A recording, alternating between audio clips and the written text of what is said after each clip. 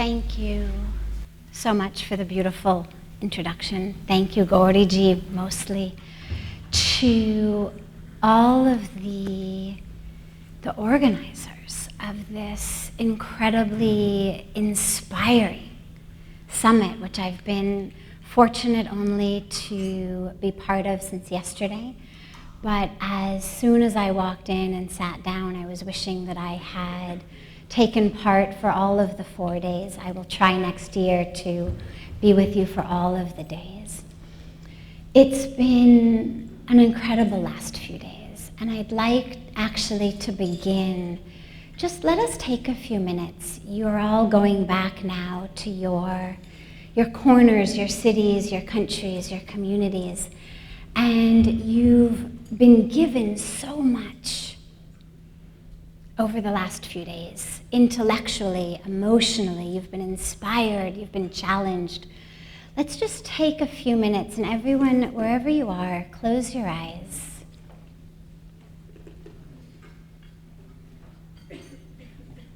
It won't be so long that your tea will get cold, I promise.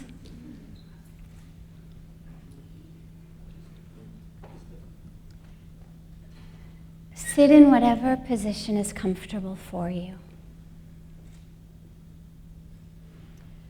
And just take a moment and allow all of the senses, all of the antennae that are around our bodies, picking up sights and sounds and smells. Allow these antennae to shift inward.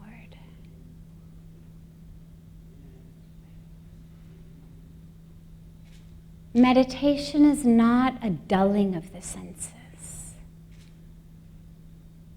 It's just a shift in awareness from the outer world to the inner world.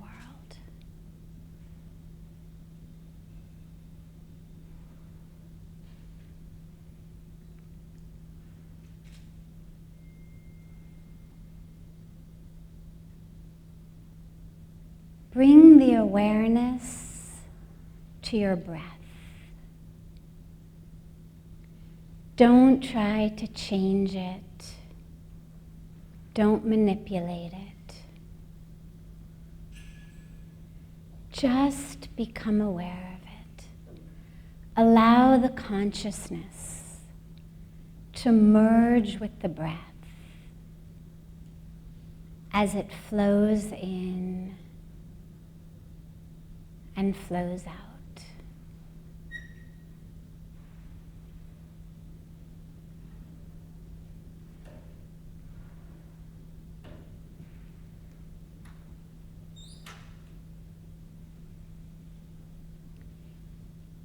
Keep the awareness on the breath. There will be sounds, there will be smells. Don't fight them off, but don't pay attention to them either. Just allow them to blow across your consciousness,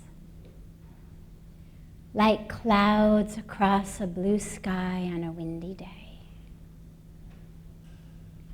And keep the awareness on the breath.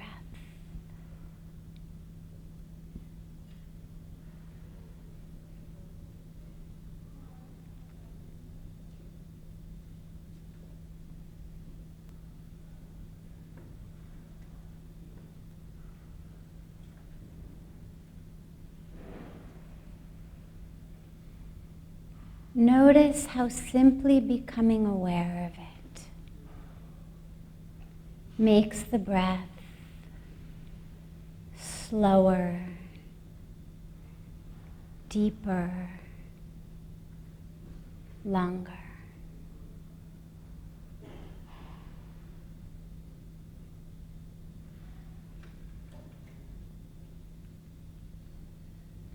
And keep the awareness on the breath low in your abdomen. So it's not a chest movement. but it's a gentle filling and releasing in the lowest part of the abdomen. We expand on the inhalations as the wave of breath comes in.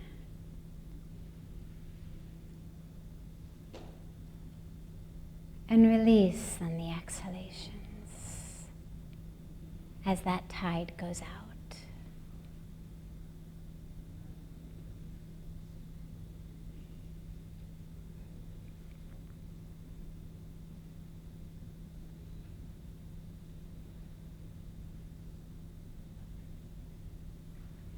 On each exhalation,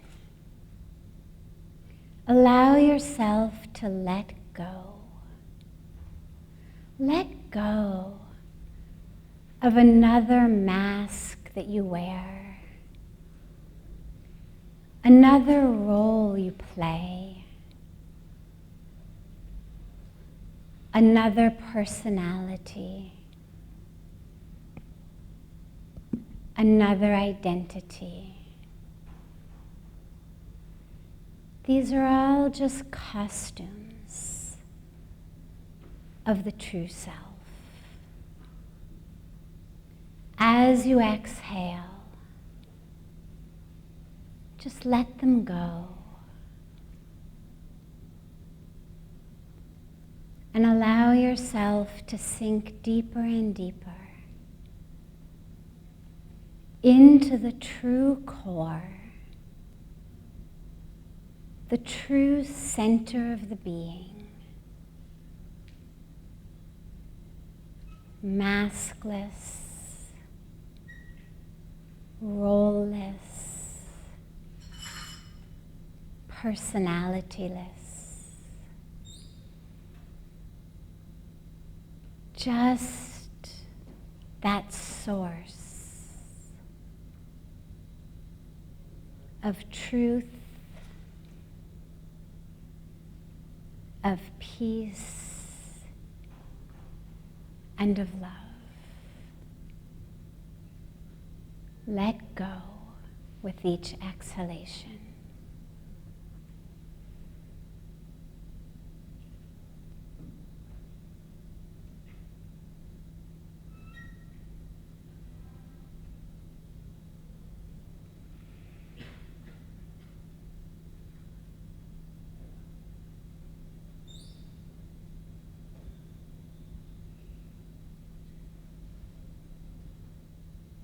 Sinking deeper and deeper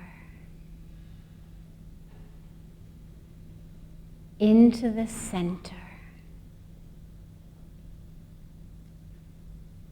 the stable, eternal, light-filled center of the being.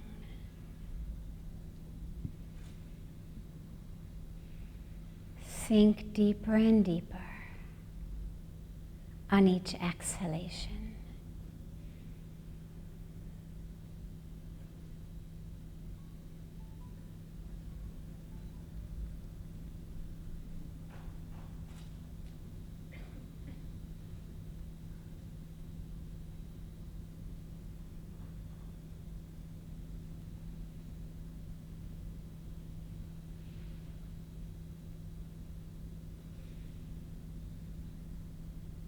Ever so gently bring the palms of your hands together at chest level and rub them against each other.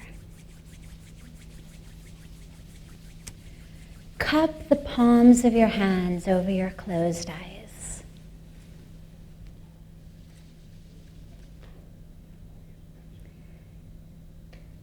Gently open the eyes into the palms of your hands.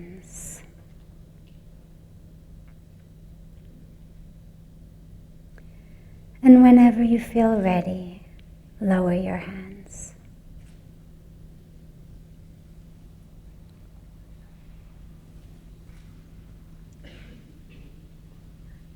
I have been so deeply touched and so deeply impressed, as I mentioned, since yesterday, by the quality of leadership that each of you embraces. Everyone I've watched speak, everyone I interacted with yesterday in the evening. It's such a joy to become connected with this organization and with all of you. As you are becoming more and more the leaders of tomorrow, the question that arises, the question that of course we all have to ask ourselves is, where are we leading? Because inherent in the definition of a leader is that you're leading people somewhere. A teacher teaches us, gives us information, gives us wisdom, gives us knowledge. People who inspire us give us inspiration. But a leader has a very unique component to it, which is an aspect of actually leading people, which means that we have to have some concept in our mind of where are we trying to lead people. Young children play a game called Follow the Leader. And in that game, what you have is little kids, one of whom stands in the front, much like the Pied Piper. The other ones stand in a line behind him or her, and the leader leads them around the living room, up and down the stairs, in the garden. And of course, it's very sweet and innocuous as far as children's games are concerned. But you're being called upon for such a greater responsibility than that. You're not here to learn how to be the Pied Piper or how to guide people around a living room or around a garden or up and down the stairs or how to get them to do right, left, right, left. So what we have to have is a clear vision of where are we leading people. And where you, as the leaders of tomorrow, are going is into a tomorrow that I assume I speak for all of us, ideally includes peace, sustainability, equality, love, joy, balance, harmony. And if that's what we're going to lead people into, then first we have to understand it and embody it ourselves. My teacher, my guru, says very beautifully, he says, if you are in peace, you exude peace. You manifest peace, you spread peace. But if you are in pieces, then that's all you can share. It's all you can spread. It's all you can exude. And so if we're going to talk about leading our world into a place of peace, of harmony, of balance, out of which flows automatically sustainability and equality. Because I only hoard if I don't feel complete. The moment I feel full and complete, naturally I begin to share. Naturally my life starts to become much more focused on equality and sustainability automatically. I don't need sticky notes on my computer that remind me to do a random act of kindness every day. If I'm living in peace, if I'm living in harmony, if I'm living in love, that's what I share. So what I want to talk about for the time that we have is how all of you as the leaders can really find and embody this. What I envision is that I will speak for some time and then open it for questions and answers, because my goal here is to serve you in whatever way I can. And so rather than me just having my preconceived idea of what you would like to hear, of what would be beneficial to you, I will give you some of that, And then we'll open it up for questions either on things I've spoken that weren't so clear or that you'd like more elaboration on, or topics I didn't touch on that are challenges for you in finding and sharing and spreading that harmony and that balance and that integration in your own lives. There were 3 men who were stranded in a boat in the middle of the ocean. And it was, of course, as you can imagine, a stressful situation. And as most of us under stress, they started to fight amongst themselves. And as they started to fight, one of them decided that what they would do is they would divide this boat into 3 equal portions so that each man could have his own 1/3 of the boat. Much like children divide their bedroom or even their beds. This is my half, that's your half. Don't come over this line. And as long as we each stay on our part, we can live in harmony together. So one day, 2 of the men look over and they notice that a leak has sprung in the 3rd man's part of the boat, and water is starting to come in. And they panic, of course, and they say to him, "Stop up the leak. This boat's going to sink, we're all going to drown."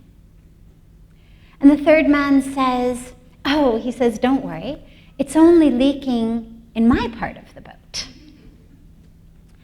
And I love that story because we all understand that imaginary and invisible lines, or no imaginary and invisible lines, a leak in any part of the boat brings the whole thing down.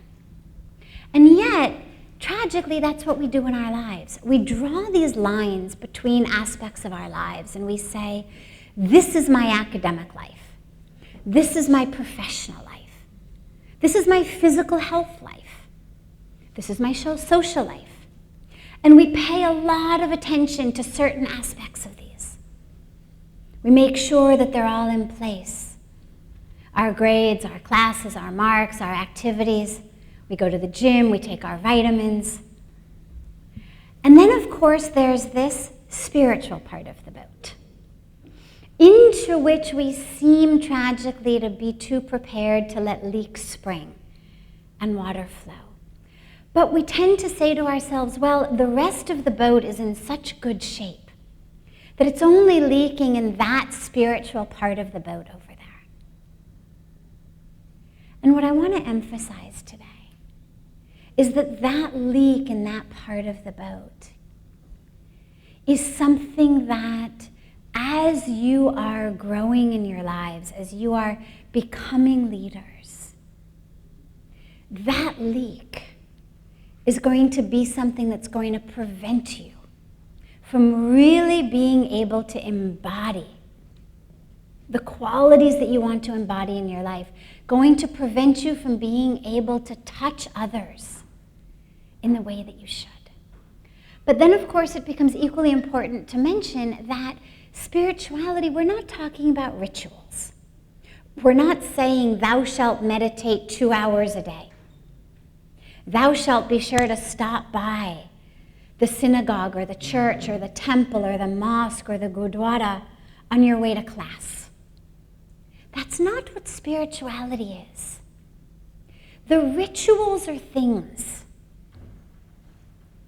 that just serve to remind us. They serve to connect us. They're not spirituality.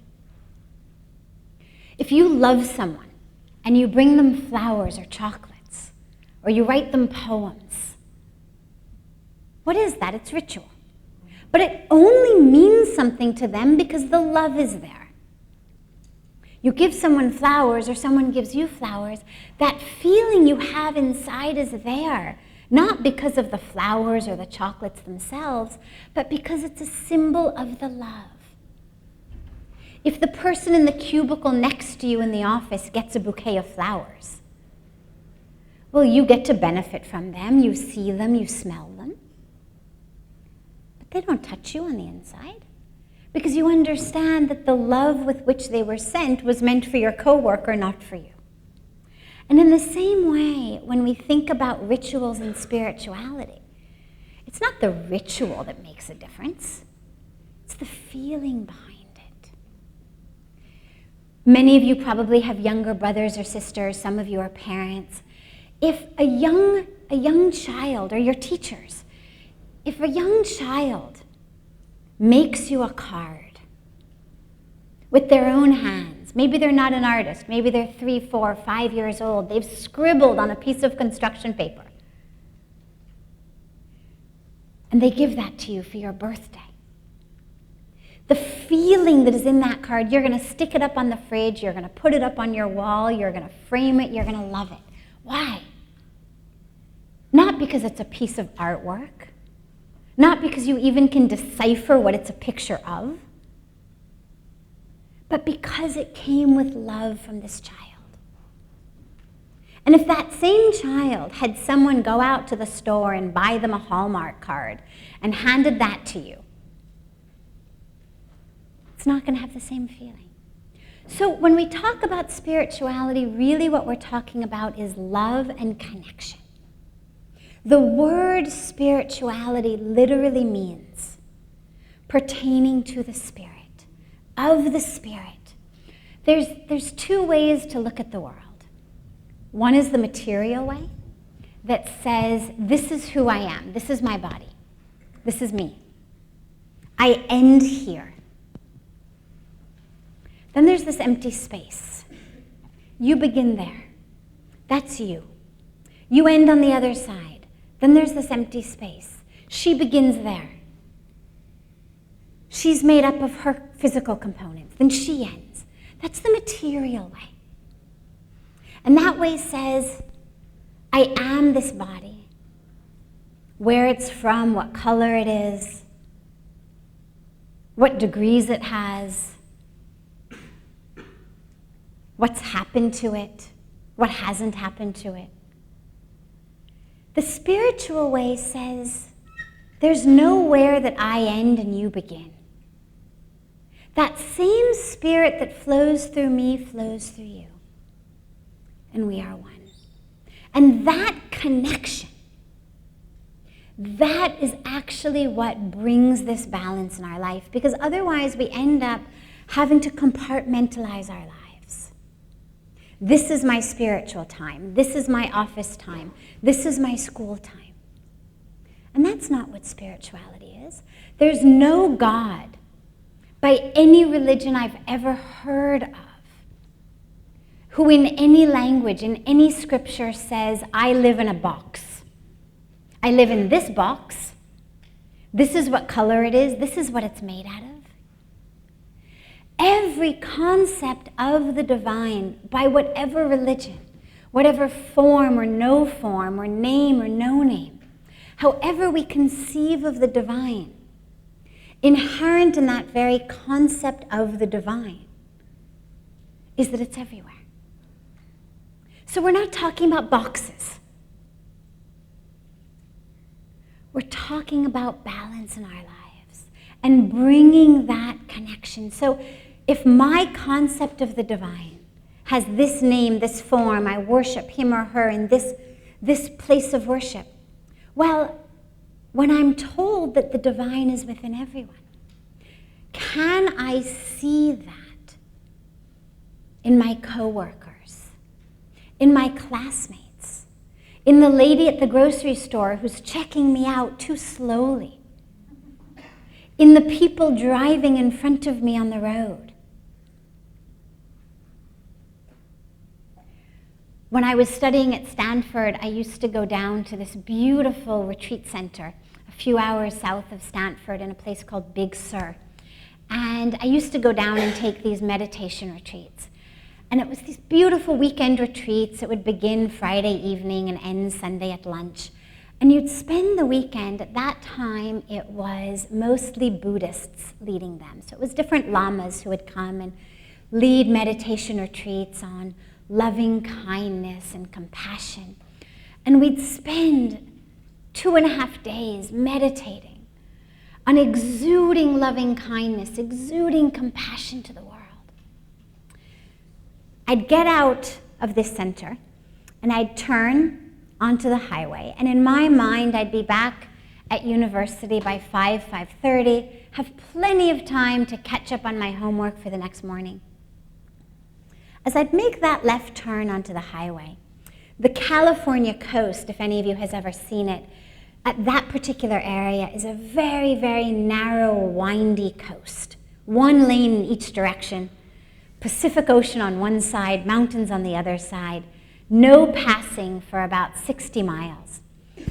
And inevitably, within 5-8 minutes of getting onto that highway, I'd come right behind someone in a big RV, tractor trailer, someone on holiday, inevitably being driven by some senior citizen for whom this was their, retirement or vacation.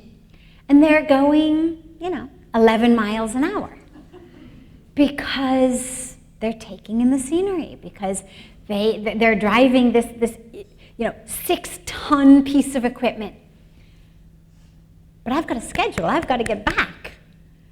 And as I'd start to sweat and as I'd start to have all kinds of horrible thoughts about this person in front of me, I'd realize, well, half an hour ago, I was meditating on loving kindness and compassion for the world.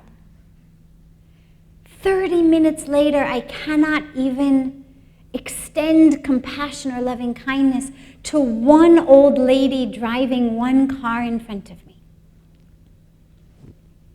So it sounds much easier than it is, but it's a beautiful practice, because what happens then is every aspect of our lives becomes spiritual. Then it doesn't matter whether we're in the classroom, we're in our labs, we're out with friends, we're in the workplace, we're sitting on an airplane, we're stuck in traffic, we're helping our parents with the dishes, we're playing sports.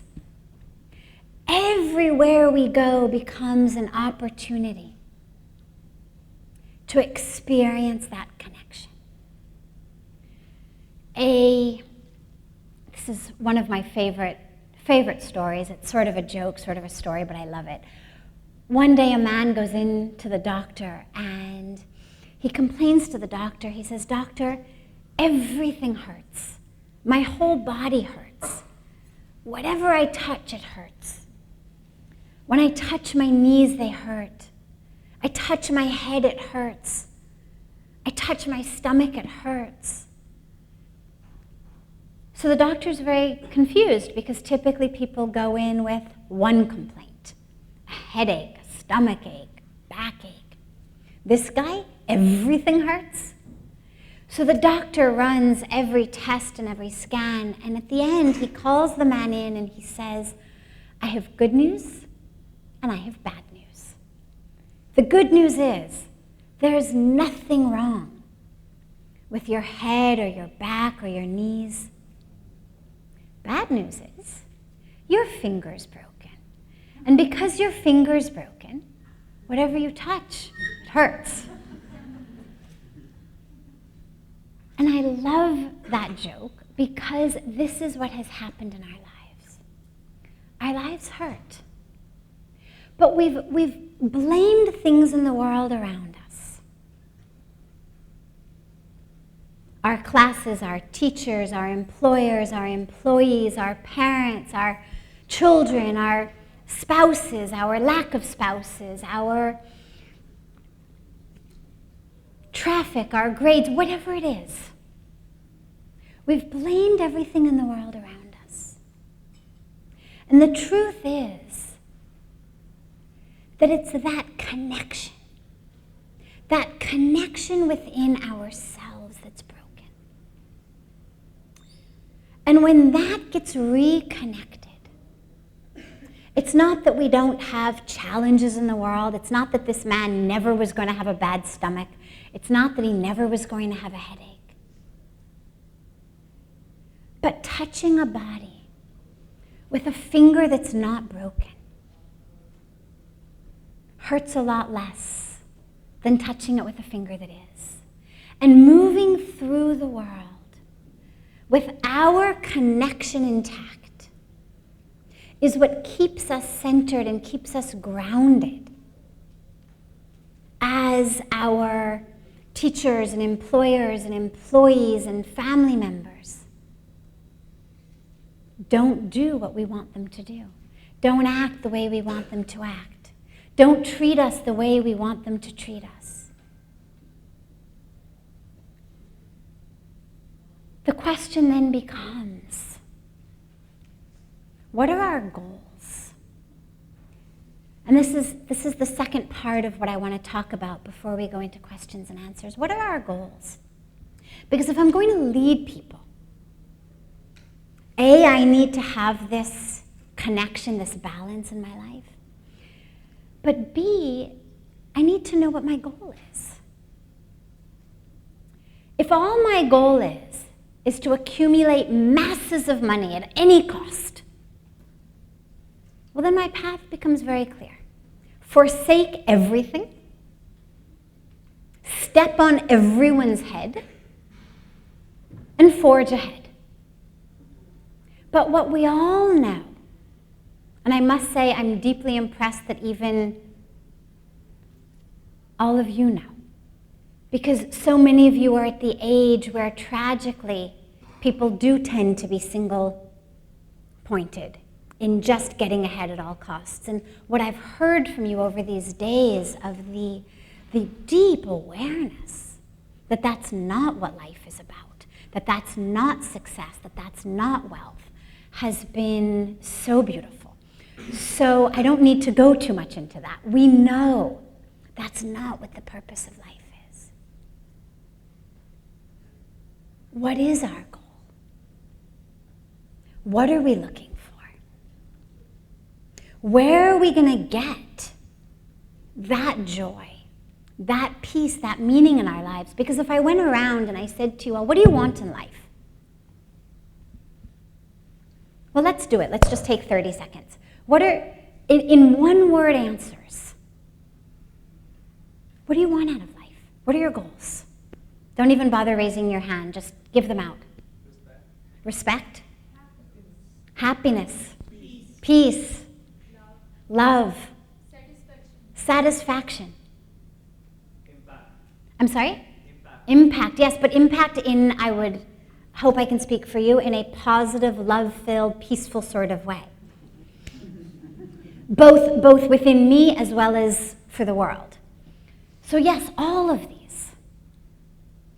And yet, tragically, we are indoctrinated, insidiously indoctrinated by society, by our culture, by the media, to believe that everything we want in life comes from something material, from something that we can buy with money.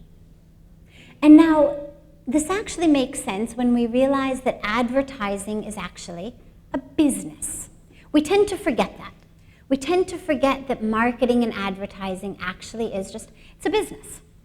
People are paid to come up with slogans. They're paid to come up with campaigns. People pay a lot of money for commercial space. They pay a lot of money for advertising space. We forget this. Actors and actresses, models are paid lots of money to look so ecstatic in that new pair of jeans. They're paid a lot of money to look so peaceful, driving that new car into the sunset. But what makes advertising work is the fact that we're not onto it. If we all were onto it and conscious of it at every moment, it wouldn't work. Nobody would buy it.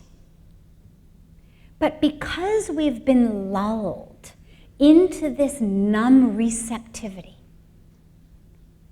whether it's commercials, whether it's TV, whether it's movies, whether it's, sadly, the news, our movies, all of that which our culture is indoctrinating us with is based on the fact that that which you need in the world, that which you want, love, peace, joy, satisfaction,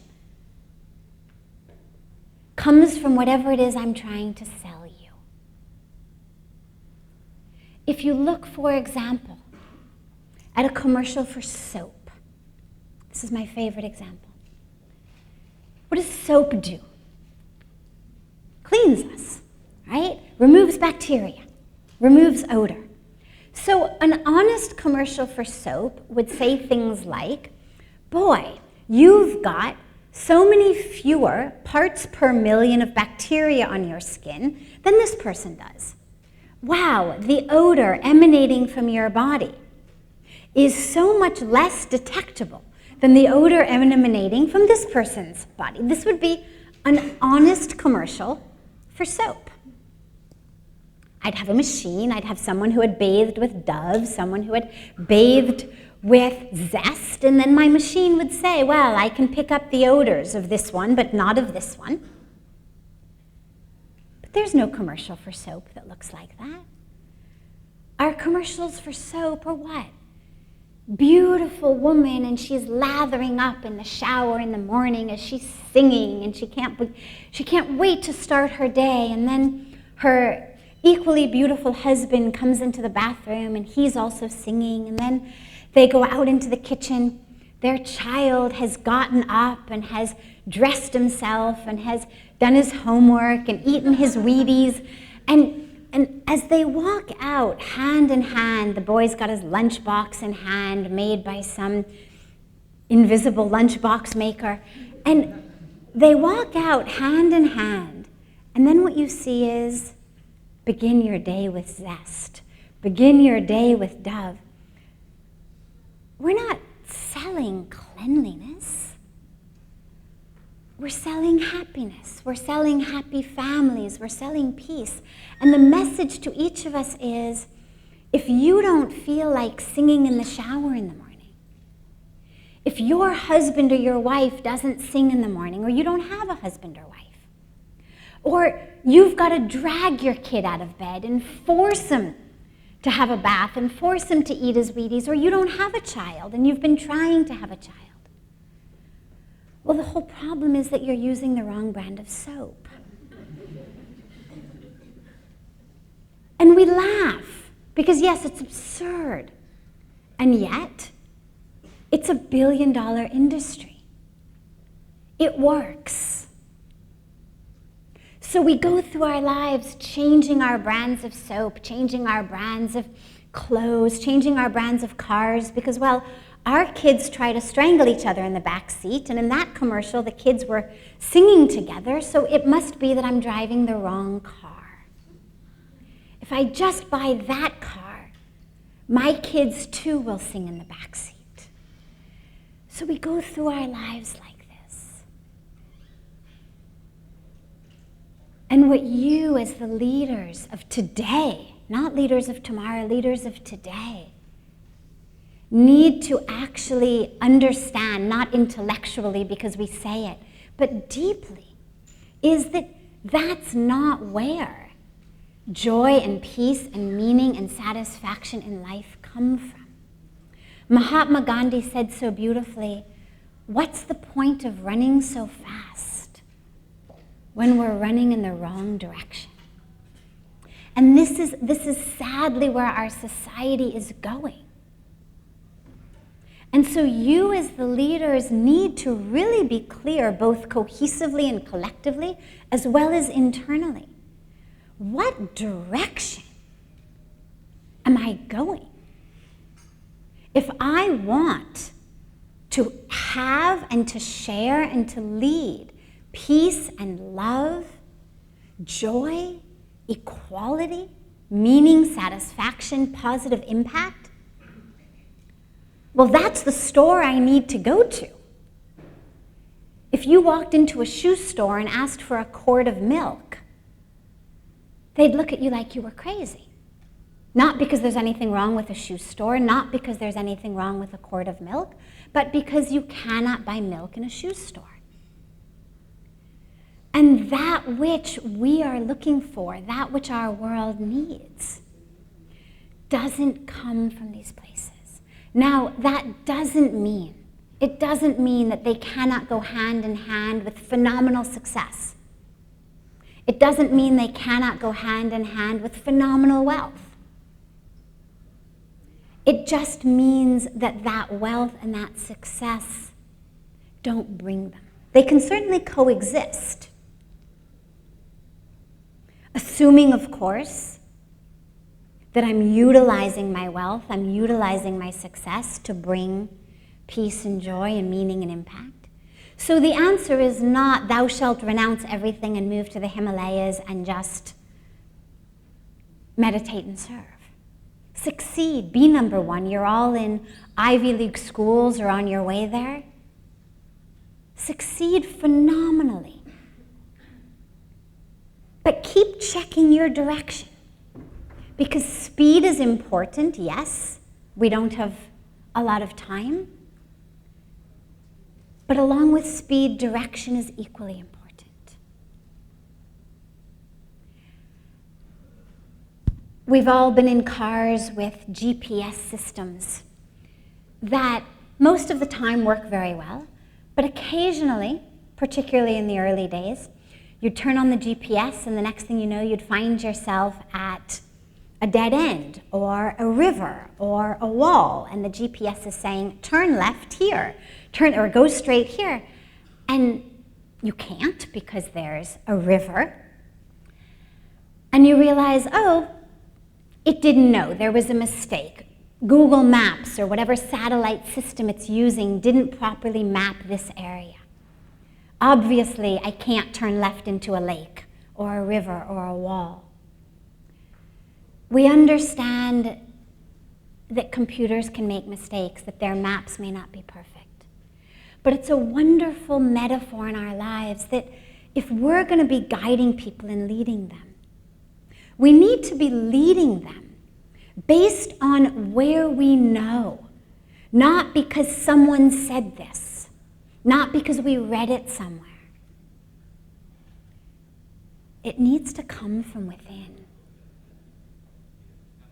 Having teachers who can teach us physics and can teach us what Einstein discovered and what Newton discovered is great.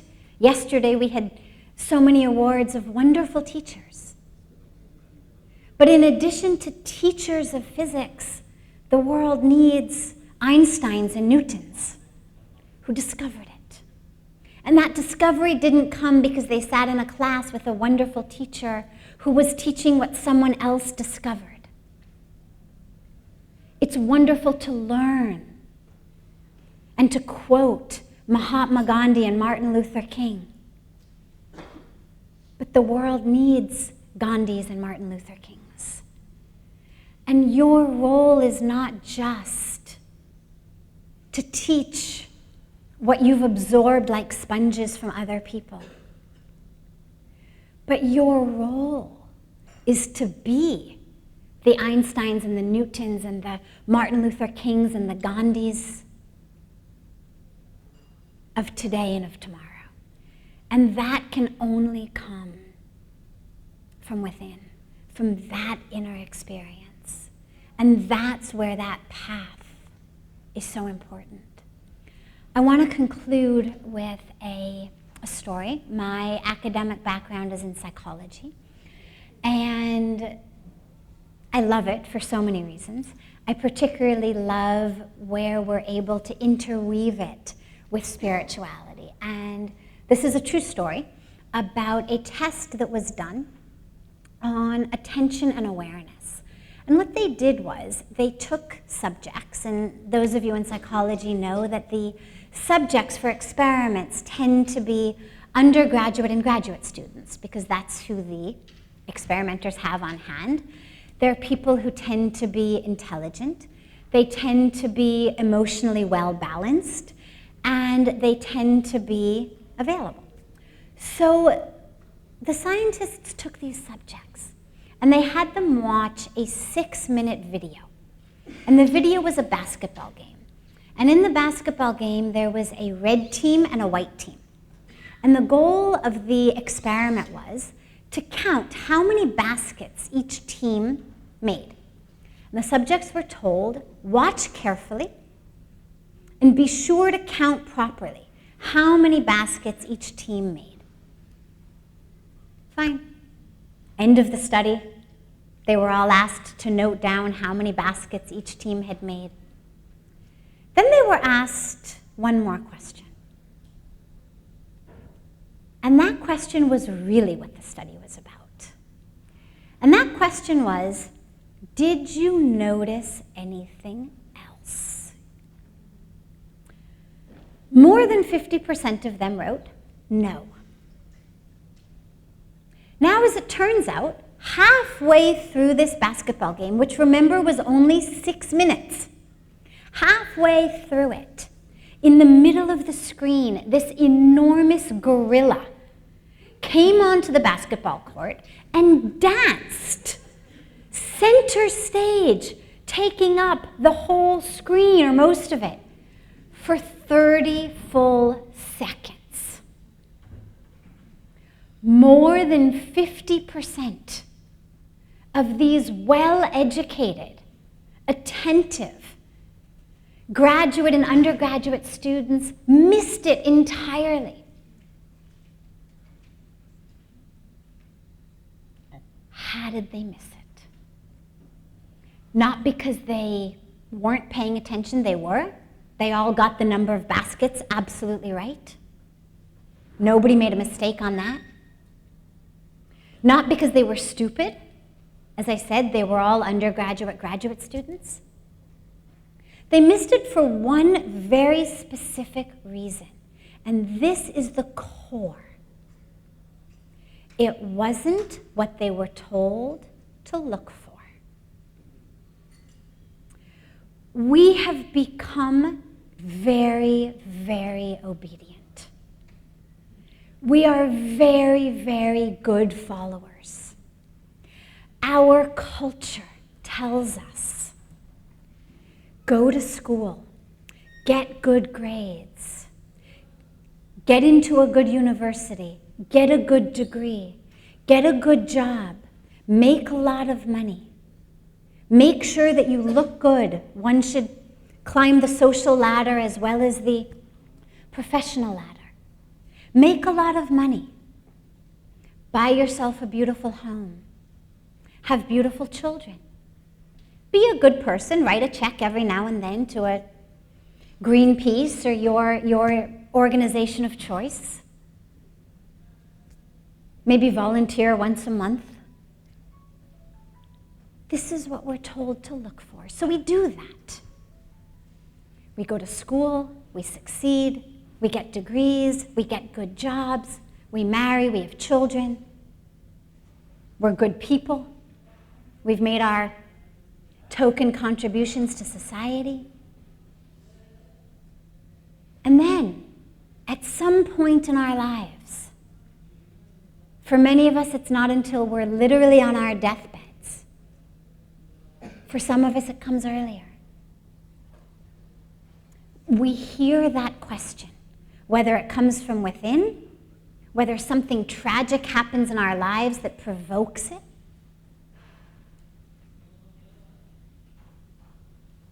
Did you notice anything else? And tragically, for so many of us, the answer is no. And what I hope for all of you is that as you're counting baskets, because of course it's not an either or proposition. One can certainly count baskets and notice the big gorilla in the middle of the screen. One can certainly excel and be top and be number one, academically, professionally, socially.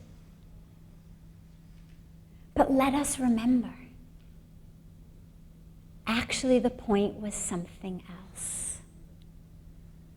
Actually the point was to keep our eyes open and to recognize and to see that inner connection, that spirit that we began with, to see that you are not this body. Otherwise, why would it crumble? God is perfect. God could have certainly created us in a way that we died at the end of our lives looking as beautiful as we did at 18 or 20 or 21. Why crumble? Why degenerate? Why do we lose all of this? to remind us and to remind those of us who are watching it happen, you are not this body.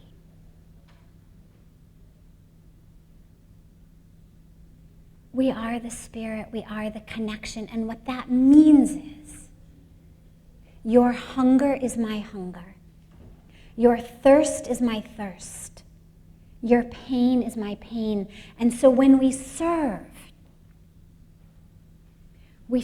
and I'm so deeply impressed and touched to see the emphasis on service in this group.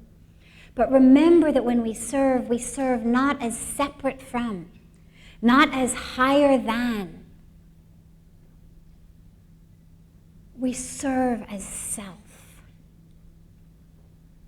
We serve because we're connected. We serve because there is no place I end and you begin. And because through that service, my connection, my awareness of the interconnectedness of the world, of that spirit is growing. So even though I may walk into it feeling like I'm doing the serving, I'm equally being served. And so we serve the other as self. And if you can embody that, then not only will your lives be magnets, not just inspirations, but magnets of love, magnets of joy, magnets of peace, magnets of positive impact. But you'll be able to share that with everyone. And you won't have to ram it down their throats, because since you're magnets, they're gonna be automatically attracted to you. And automatically, you'll be leading them and leading the world. Thank you. And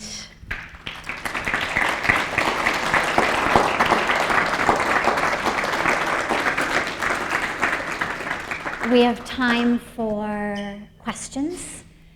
So, yes, in the back.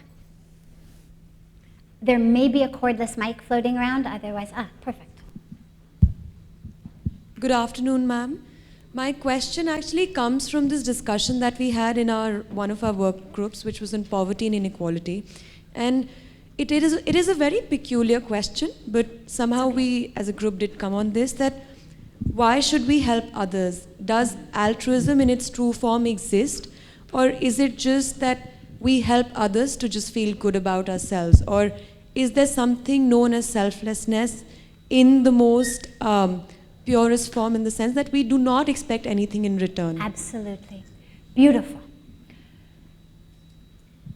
Both of them are good. One is we can call higher in terms of experience than other. Altruism, service, generosity, these are wonderful qualities. Yes, of course, they do tend to come from this foundation of separateness. I've got an abundance of financial resources. These people are in dire need of financial resources. I share my financial resources. Nothing wrong in that. It doesn't mean that just because you don't have that experience of total selflessness, that you shouldn't do it. You should do it. The simple fact of wanting to feel good about yourself is not an inherent evil. We all want to feel good about ourselves. At the end of the day, we want to feel like we made a difference in the world. We want to feel like someone benefited from the fact that we got up out of bed in the morning. That's a wonderful motivation. Never feel like, well, I just did this to feel good about myself, and therefore there's something wrong with that. But there's a step higher. And that step higher is something that, from my experience, comes only with a deep spiritual practice. But again, it doesn't matter what our religion is, it doesn't matter how we conceive of the divine. With a name, without a name, with a form, without a form, it doesn't matter. But through that spiritual practice, we actually understand our connectedness with the world. And when that happens, then we serve because we have to serve. If I trip and fall and I injure my right leg, my left leg will start to pick up extra weight. We call it limping. But really what limping is my left leg has taken up some extra weight. No one had to say, oh, great selfless left leg, would you mind picking up a little bit of extra weight? It's not expecting a gold star, it's not expecting a humanitarian award, it's not expecting, an extra share of chocolate ice cream later on. It picks up the extra weight because it understands intuitively that the right leg is self. And that's the goal of how we should serve. Can I experience a sense of connection to humanity that is so deep that I serve because I have to? If I have an itch and I don't scratch it, this is actually a great discipline. Next time you have an itch, see whether you can go 60 seconds without scratching it. It's quite difficult. I took karate when I was young. I started when I was about 8. And in the beginning of karate classes, they make you stand in a line, and it's probably only 5 or 6 minutes, but it feels like eternity. And if you move an inch, 10 push-ups, 20 push-ups. So, and of course, that's the time when your nose itches. That's the time you have to sneeze. That's the time that everything happens. But of course, you don't want to do your 20 push-ups. So what you learn is actually how to keep standing, despite the fact that your nose itches. And I mention this because I scratch my nose because I have to. My fingers, my nails, on some level, understand that the brain that has just given the message to do it and the nose which they're going to scratch are self. Fingers never rebel. They never say to the brain, oh God, for God's sakes, really? Again? Ask someone else, like I just scratched my nose. They never rebel. They understand. The brain that has just given me the message, the signal that's coming from my brain down these axons into my nerve endings, that's also self. The nose I'm going to scratch, it's also self. And to not scratch takes work. That's how our service should be. That we serve because there is a need in the world. Because there is hunger, because there is pain, because there is despair. And that pain feels like my pain. It is my stomach that is growling. And if we can't go quite that far, then can I bring it into just a family? In the scriptures we're told, Vasudev Kutumbakam, the world is one family. If I can't feel like they're really me, can I at least feel like they are my family? Nobody expects a gold star for bringing their mother a glass of water. Nobody expects a gold star for wiping the sweaty brow of a sibling who's got a fever. They're family. Can we serve like that? So ultimately, that's the highest goal, but that doesn't mean that altruism, as I said, or generosity, because it's a good thing to do, because we want to feel good about ourselves, because we know that being selfless is a good quality. Nothing wrong with that. Start there. Slowly, slowly, slowly allow your connection with those you're serving to blossom. Bring them into your prayers, bring them into your meditation. And then you'll find that your service takes on a higher quality. Yes? According to you, what is meditation for you? And how should we carry it in our lives to become effective human beings? Wonderful. Meditation is It's actually an undoing rather than a doing. We think of it as something very complex. There's a right way, there's a wrong way, there's a better way, there's a less good way, there's this way, there's that way. Meditation is an undoing. It's a reconnection with the truth of who we are. I go through my normal day identifying as this physical body. By what its name is, by what its job is, by what its role is, by what its personality is, by responding to its signals. Stomach growls, I feed it. The throat gets dry, I drink something. I live just in this awareness that this physical aspect is who I am. Maybe slightly deeper, we'll talk about our emotional selves, but in many ways that's just physical as well. Neurologically, we now know that we can stick electrodes in your brain and I can make you feel angry. I can make you cry. I can make you feel love. So this has actually turned the whole concept of emotions as these great, autonomous forces. It's turned that up on its head, because if someone can stick a probe in my very calm, peaceful, meditative persona and suddenly make me full of rage, then the question becomes, well, what is that rage? If you've just evoked it with a little metal prod, how real is it? So I won't waste time going there, but the point is that that which we identify typically as self is that which is relegated to the physical aspects of my body, including the chemical and electrical interactions and patterns in my brain. What meditation does is it says, that's not who you are. That's your vehicle. If you're driving down the freeway one day and someone calls you and says, who are you? And you say, I'm exit 51. They would think you didn't hear them properly. They would say, no, I didn't say where are you. I said, who are you?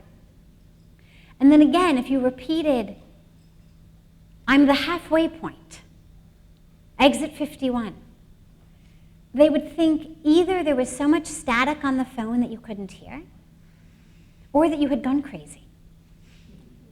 And if I said to you here, raise your hands, who are you? I'd get all kinds of answers, but I assumed they would all fall under the categories of your name, your age, your degree, your career, your emotional state, your religion, your relationships to other people, your history. The truth is, that's not who you are. It's your vehicle. It's where you are at this intersection of time and space. Like your car is at exit 51. It's not a lie. It's just that that's where you are, not who you are. So this body, this degree, this history, this personality, this religion, this culture, this color, this set of parents, this is where you are at this intersection of time and space. But it's not who you are. And identifying that as who you are is as ridiculous as saying you're mile marker 51. So what meditation does is it enables us to undo that sense of identity, those roles, those masks, those persons, to just really sink into a place that's just pure consciousness, that's just pure self, that's stable, that's joyful, that's peaceful, because that is the nature of the universe. And it doesn't mean that we don't put back on these things. We have roles to play. But we're aware that we are wearing those roles rather than we are those roles. And the beautiful aspect about that, aside from the awareness that it brings, is the peace that it brings. You asked, how can we use this to become more effective, better people and leaders? Well, if I'm strung out and stressed because my role or my identity is causing ego issues, I'm not going to be a very good leader. So meditation allows me, A, to understand who I am, and B, to have that rest. Think about it. At the end of the day, you're exhausted. You've had a very, very physically and emotionally stressful day. You want to get into a hot bubble bath, right? You want to have that moment. So you take off your clothes, you get all undressed, you get into the bubble bath. But there's one very crucial aspect of that. You had to get undressed first. If you try to climb into that bubble bath with your suit and tie and shoes and hat on, you're not going to have the moment.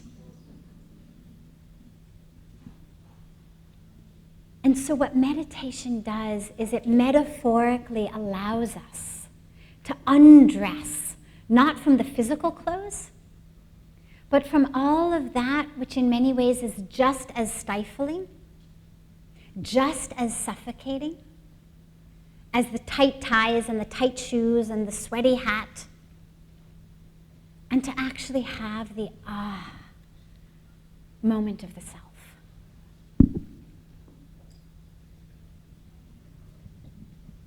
Yes? Last question. Thank you, ma'am, for the wonderful speech. My question to you is, it's a very practical question, and one thing that prevents all of us at certain times from doing, being peaceful or being satisfied or whatever everyone said, is the fact that we get angry. And that manifests in many ways, that forces us to prove points or do bad things or do immoral things. So just, what's the best way to deal with anger? Beautiful. How do we deal with anger? Anger is poison. There's a beautiful phrase, I don't know who originally said it, I can't take credit for it, but I love it, which is that being angry is the equivalent of swallowing poison and expecting someone else to die.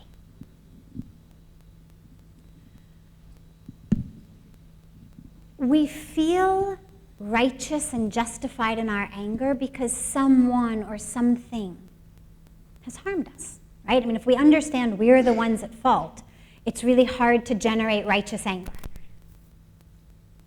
We're only able to give that energy to the anger when we can really convince ourselves that someone has injured us. Someone has done something that is unjust. Something has happened that was unjust. So we've swallowed this poison that's festering inside of us, ruining our health, ruining us emotionally, preventing us from being able to manifest anything in our lives, aside from preventing us from being able to be peaceful and loving people. We can't even accomplish anything. Trying to study for an exam, read something and understand it, prepare something. When you're furious, brain doesn't function. We're in sympathetic nervous system overload. We are prepared to do nothing but fight or flee. So the first aspect of dealing with anger is to realize how harmful it is. But then we look at, well, why do we hold on? We're good people. We don't want to have things festering inside of us. We tend to hold on because on some level, subconsciously, most of us tend to believe that if I let it go, that's going to let the other person off the hook. So someone has harmed me, cheated me, or someone I love, or the world, or done something that I feel is really wrong, I'm holding on to this anger because on some level, I believe that if I let it go, that's going to let the other person off the hook. If I forgive, they will be absolved of the repercussions of what they've done. And what I can assure you is, none of us is the karmic police. None of us has been appointed as God's bookkeeper to make sure that everyone gets their due. The law of karma is such that when people act out of greed, out of lust, out of anger, out of inequality, when they harm others, when they harm the world, when they cheat, when they steal, they will get that karmic due. Karma is a science. If I plant an apple seed, I'm going to get an apple tree. Doesn't matter how many of my friends I can get together to stand around that apple seed and chant peach mantras. That apple seed is not going to blossom into a peach tree. I've planted an apple seed. I'm going to get an apple tree. So the first point is we don't have to stand there as the karmic police holding on to this injustice in order to make sure that that person gets punished. We need to have faith in the universe that if that person has sown seeds, those seeds are going to blossom. And that fruit is going to be born in that person's life. Not as a punishment, not because they're bad, but simply because that's the nature of the universe. The other aspect of it is that what causes the anger, the underlying cause of the anger, is our expectations. I have an expectation that you, that the world, that the universe will function in a certain way, function in a just way, function in a kind way, function in a non-violent way. And when that doesn't happen, I get angry. Somebody should treat me with love and respect. They don't treat me with love and respect. I'm angry. Someone should do their part of a project, a program, something that we're working on together. They don't do it. I'm angry. I entrusted someone with a secret. They told others. I'm angry. I entrusted them with my money. They lost it. I'm angry. I planned a beautiful picnic. It rained. I'm angry. I had an expectation. And when that expectation was not fulfilled, I got angry. And so the greatest way to ensure that we don't suffer from too much anger is to move through the world without very many expectations. That doesn't mean we become complacent. It doesn't mean that we don't have faith in human nature. But what it means is that I'm not attached to the outcome of it. I'm not attached to how you speak to me, how you treat me. I've given you my love, my secrets, my money, whatever it is. What you do with that, that's your karma. Now, of course, the last piece that I want to mention here is that when we talk about forgiveness, and of course the other aspects, moving forward, forgive, forget, move forward. When we let go of anger and forgive, it doesn't mean, especially when we bring in the forget component, it doesn't mean that we forget the lessons. So I've entrusted you with my love, with my secrets, with my money, with with my time, with my energy. You've betrayed me. Okay. I'm going to let it go because I need to let it go, because I don't want to live with this disease festering within me, this poison. But I hold on to the lesson, which means I'm not going to do it again. I'm not going to entrust you with those things again. I'm walking down a dark street in the night, coming home alone in a not great area of town. I get mugged. It scared me. Maybe I even get raped. It was very traumatic. I go through the process I need to go through, the counseling, whatever I do. Ultimately, I forgive. I don't want to hold on to that pain and that fear throughout my life. I don't want to live like a victim of a mugging or a rape. And yet, I don't walk down that dark street again. I've taken the lesson. Just because I've let go of the anger doesn't mean that I haven't allowed myself to become wiser due to it. So anger, the initial piece of anger, is like a bell that says there's a lesson here. Don't plan picnics in the rainy season. Don't expect these people to act toward me in this way. Don't expect this fruit from that seed. I take the lesson, and then I let go, simply from my path. The very, very last point is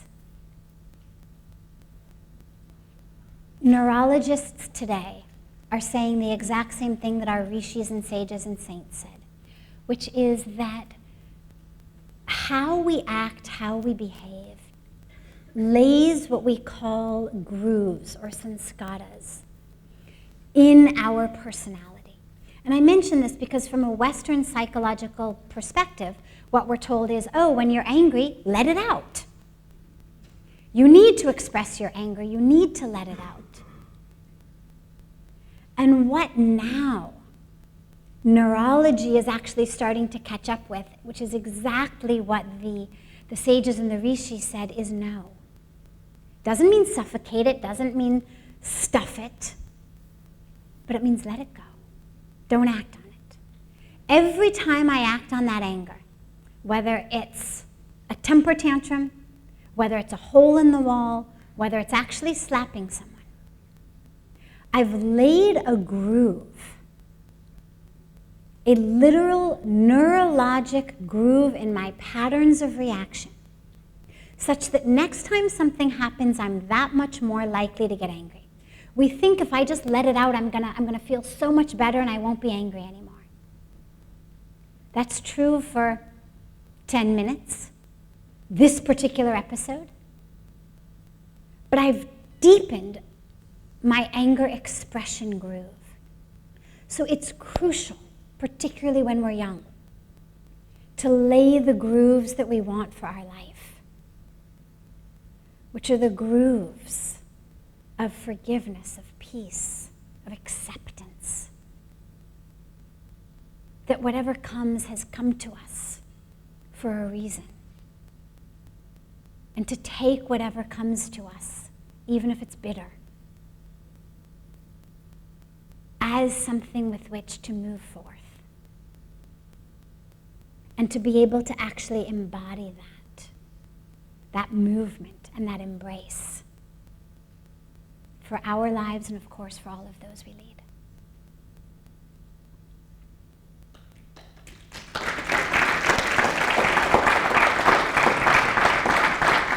I think, Sadhvi ji, I don't think I have enough words with which to thank you. I think at least we have, I would only call it a glimmer of how to move forward, because all of us want to find inner peace. Whether we are aware or not, eventually we want to find that, but we get lost among so many petty details of our daily lives. And too late we regret. And then I think by listening to people like you, I think we get comfort that as human beings, we do have many angsts, but they can all be dealt with. And we don't have to live with all the sad thoughts that we garner as we go along. And something that I have actually learned, and therefore I'm sharing with you, is what she just spoke to you about forgiveness and anger. Because I used to, people would say something and I would be irritated, and my instant reaction used to be, oh, so stupid, or something not nice. Now you know what happens, that anger rises, and I think, why am I getting angry? For what? And the one who's benefited most from this in my life is my husband, by the way. So the number of domestic fights have definitely gone down since I've learned this. So I think it's something that for all of you to have, she's given you a lot of food for thought. And I'd urge you all to think upon it long and hard, and there is something for all of us to take away from this. And I can tell you, definitely, we'll lead happier and better lives. And this will spread to others as well. So thank you so much for having come all the way. She's just returned from the United States, but she felt it's very important to talk to young people. And so she made sure that she came and spent time with us. Thank you so much. And we have a small token of our thanks. And we hope we have many more such interactions.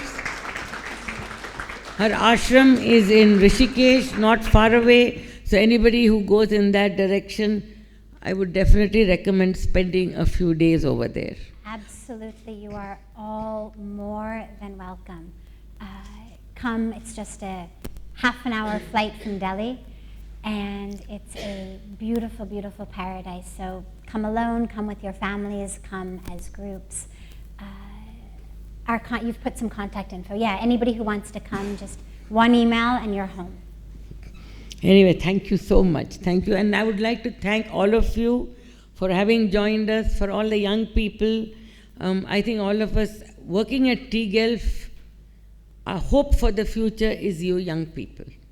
And I hope we have sown some seeds. I may not be around to see, but I hope from somewhere I'll watch and feel very happy how well you all are doing and bringing about that change. Our planet is in desperate need of change. Delhi is the most polluted city in the world, and that's the air we are breathing. It's you young people who have to change that and give a better life to your children and to your grandchildren. I'd also like to thank all our guests who have come from all over the world and all over the country to join us and to support us in this endeavor. And I hope you all have safe travels and reach your homes with a happier person than what you arrived here. tGELF, leading the change.